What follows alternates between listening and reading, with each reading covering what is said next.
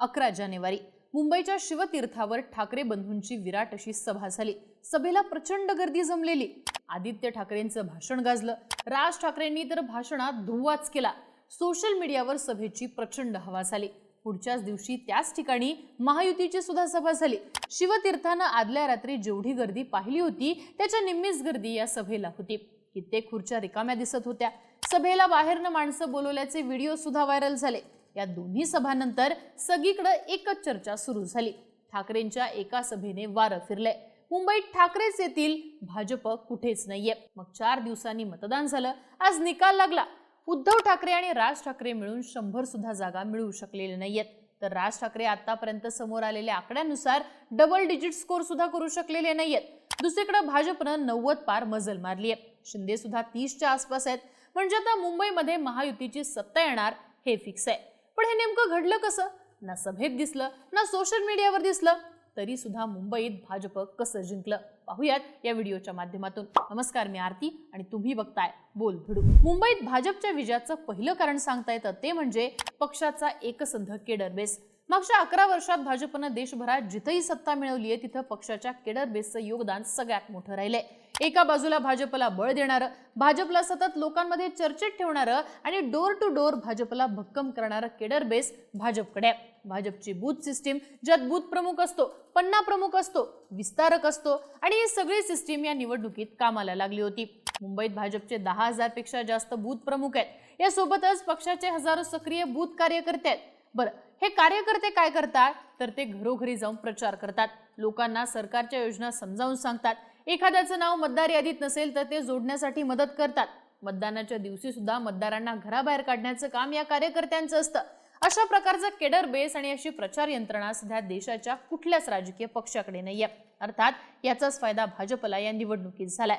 आता ठाकरेंनी भाजपच्या या सिस्टीमला काउंटर करण्यासाठी शिवसेनेच्या शाखा टू शाखांना भेटी देणं सुरू केलं होतं। मात्र त्याचा त्यांना तेवढा फायदा झालेला नाही, कारण शिवसेनेत फूट पडल्यामुळे पक्षाचा केडर बेस सुद्धा विभागला गेलाय। शिंदेंना साथ देणारे कार्यकर्ते यावेळी भाजपच्या बाजूने उभे होते। याचं नुकसान ठाकरेंना झालंय। दुसरीकडे भाजपला स्वतःच्या केडर बेस सोबतच संघाच्या स्वयंसेवकांचं सुद्धा बळ आहे। संघ या निवडणुकीत भाजपच्या मागे पूर्ण ताकदीने उभा होता। बोरिवली, दहिसर यांसारख्या भागांमध्ये संघाच्या शाखांचं जाळं अतिशय घट्ट आहे। या महानगरपालिका निवडणुकीत या भागांमध्ये सगळ्यात जास्त मतदान झाल्याचं दिसून आलं। मुलुंड सारख्या भागात सुद्धा संघाची मोठी ताकद आहे। तिथं भाजपला नेहमीच यश मिळाले, जे या निवडणुकीत सुद्धा रिपीट होताना दिसतंय।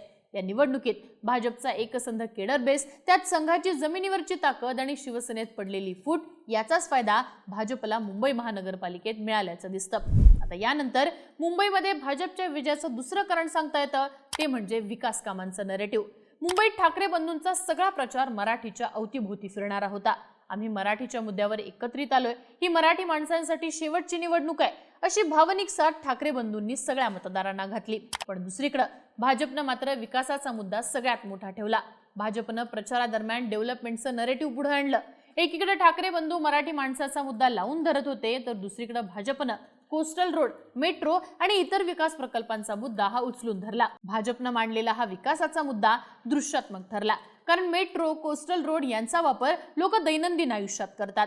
हा विकास लोकांना डोळ्यांनी दिसतो, त्यामुळे हाच मुद्दा मतदानात बदलला आणि याचा फायदा निवडणुकीत भाजपला झाला असं म्हणता येतं। त्यात शिवतीर्थावरच्या सभेत ठाकरेंकडनं फक्त आदित्य ठाकरे यांनीच विकासाच्या मुद्द्यावरती भाषण केलं।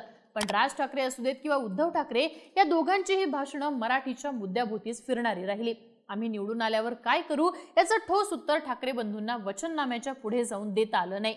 दुसरीकडे एकनाथ शिंदे असू देत किंवा देवेंद्र फडणवीस या दोघांनी सुद्धा आपल्या भाषणात विकासाचाच मुद्दा लावून धरला होता। आतापर्यंत मुंबईत आपण काय काय केलं आणि निवडून आल्यावर काय काय करणार आहोत हे या दोन्ही नेत्यांनी मांडलं।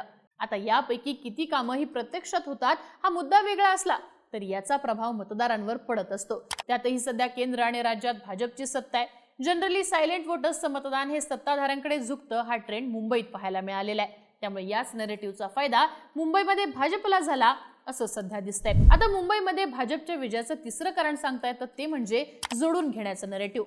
मागच्या काही वर्षात मुंबईचा डेमोग्राफ वेगाने बदललाय। शहरात उत्तर भारतीयांसहित अन्य राज्यात येऊन स्थायिक होणाऱ्या मतदारांचं प्रमाण प्रचंड वाढलंय। आता हा बदललेला डेमोग्राफर्स भाजपने ओळखला। उत्तर भारतीयांसोबतच गुजराती, राजस्थानी ही मतं पूर्वीपासून भाजपला मिळतात। त्या दक्षिण भारतीय मतदारांना सुद्धा भाजपने आपलंसं केलं.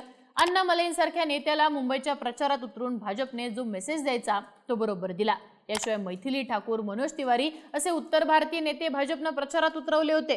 दुसरीकडे ठाकरेंनी प्रचारात फक्त मराठीचा मुद्दा लावून धरला होता. त्यामुळे ठाकरेंना जी थोडीफार अमराठी मतं मिळत होती ती सुद्धा यावेळी भाजपच्या बाजूने गेल्याचं पाहायला मिळतंय. ॲक्सिस माय इंडियाच्या एक्झिट पोलमध्ये भाजपला तब्बल 68% उत्तर भारतीय मते मिळालीत असं म्हटलंय. आता हा प्रत्यक्ष निकाल लागल्यानंतर हा नेमका अंदाज खरा ठरू शकतो असं सुद्धा चित्र दिसतंय. पण भाजपला फक्त अमराठी मतदारांच्या जोरावर इतका मोठा विजय मिळवणं शक्य नाहीये. याचाच अर्थ भाजपला मराठी मतं सुद्धा मिळालेली आहेत, ती पूर्णपणे ठाकरेंच्या बाजूने गेली आहेत असं म्हणता येत नाही. ही मराठी मतं मिळवण्यासाठी भाजपनं हिंदुत्व आणि विकासाचा मुद्दा लावून धरला होता. ठाकरे बंधू मराठीच्या मुद्द्यावर खेळत राहिल्यामुळे अमराठी मतदारांनी त्यांच्याकडे सपशेल पाठ फिरवली, तर हिंदुत्व, विकासाचा मुद्दा प्लस शिंदेची कोर वोट बँक या जोरावर भाजपनं मराठी मतं सुद्धा खेचून आणली.